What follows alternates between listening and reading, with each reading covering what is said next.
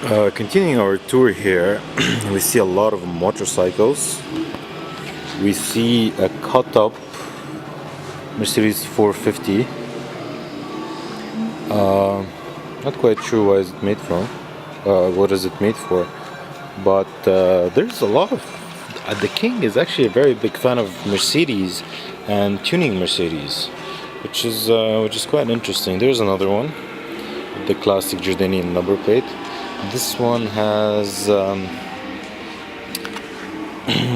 side steps. I believe it was used as a security car, maybe. Yeah, bodyguard's car.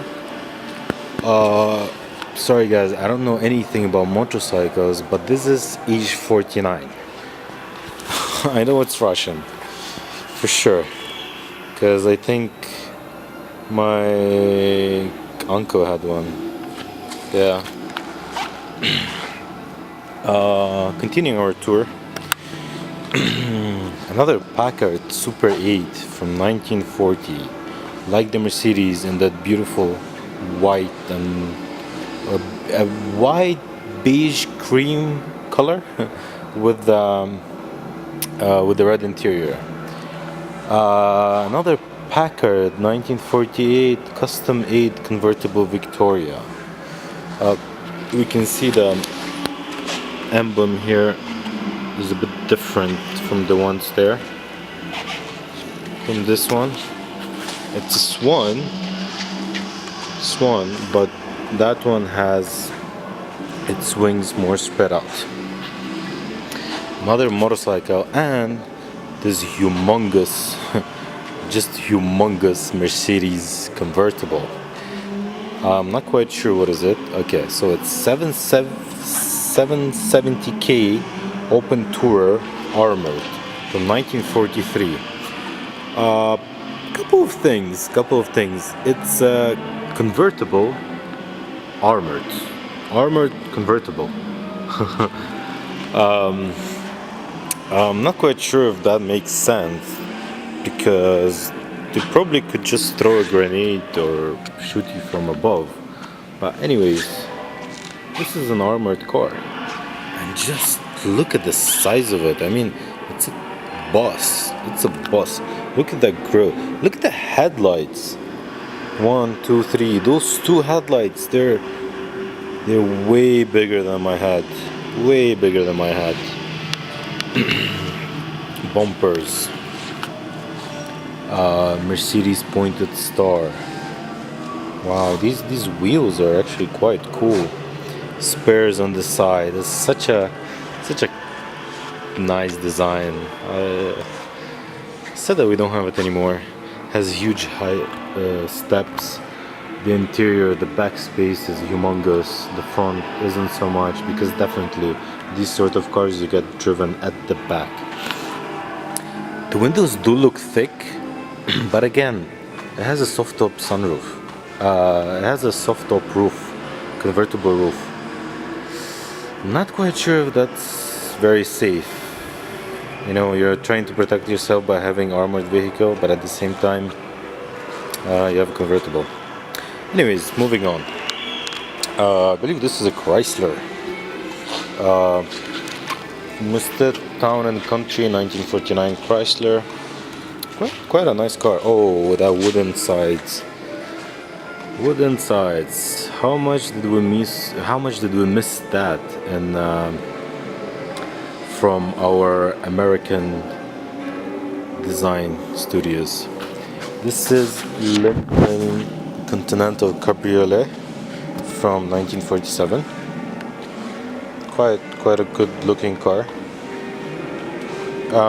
This is Amphicar, the car that swims, from 1966. Don't really. Yeah, over here they put a glass specifically to show you that it has propellers down there. Try to zoom in it. Yeah, it has propellers. Made in red color with white interior. Quite funky looking car. This is a Range Rover but it says Shira Rover. No, Sheer Rover.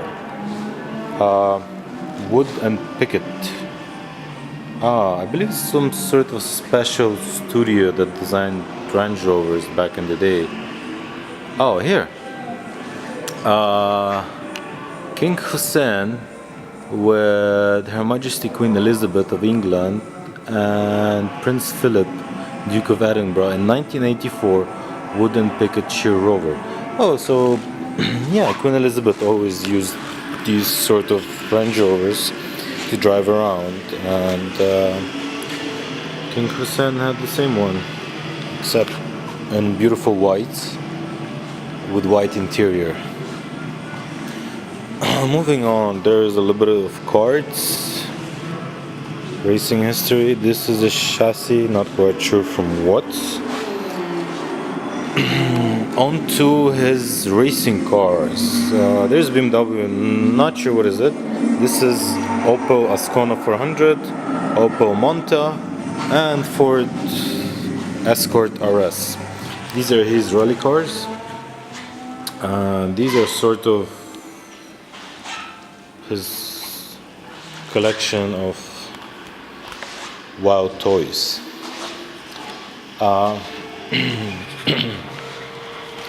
Moving on to 190 Evo 2 Mercedes. I will come to it later, I promise to you. I'll make a full video on it.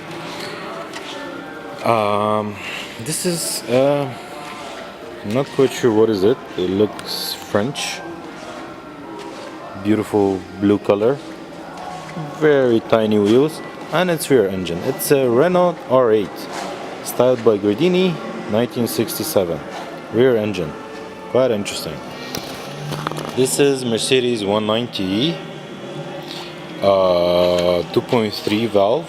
I believe it's a Cosworth engine, and it has been tuned, modified, stripped out. And there is actually a video of King Hussein racing this Mercedes. I believe it's King Hussein, I'm not quite sure, but yeah, the royal family really loved Mercedes and they modified them.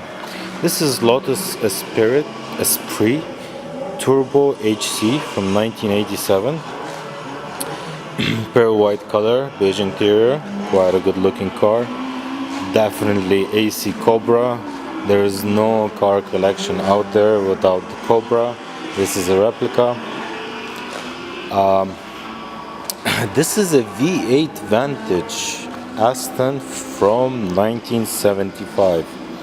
Quite a cool looking car. This is the muscle Aston Martin.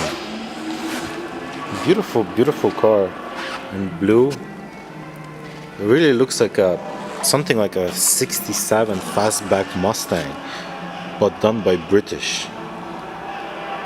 Quite a nice car. I'm not quite sure what are they worth now, but I believe they're worth some money. That air scoop, so muscle car. I mean, it really does look like a 67 fastback. I mean, look at that roof. Look at the front, and look at that roof. Definitely a 67 fastback. Another car in this collection is 1956 Jaguar XK140 Roadster. I don't know why. I don't know a lot about these cars. I know they were straight six. I know that they were very good cars. But one thing that I know certainly is that whenever I see one, I always imagine Jay Leno. I don't know why. I don't know. It's just such a Jay Leno car. It's a Jag. It's a Roadster. Has a very long hood, short back, that boat-like trunk, big steering wheel, leather. Has those wheels, rims, like spider webs. Quite interesting car. I don't know a lot about them, but I'm sure it's a beautiful car. Has that Jaguar front. Now, a car that I know a lot about, actually not a lot about, but this is a 300 SL Roadster from 1957. Back in the day, well, okay, so firstly, the original coupe came, I believe it was 1953, not quite sure, but original car came with the gull-wing doors, which this one doesn't have. Later on, the Roadster came, but when the gull-wing came, this was like the most expensive and the fastest car in the world. It featured straight six Mercedes engine, which was fuel injected. This was in 50s, and after that, for many years, we didn't have fuel injection in our cars.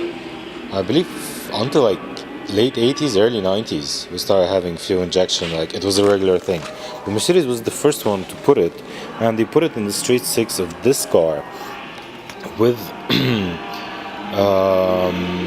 with fuel injection. Yeah, and this is actually like around $1 million car. It's not as collectible as the coupe. First of all, yeah, because of the gull-wing doors, and the second reason, I believe, it's because it's not qualified for Millimilia.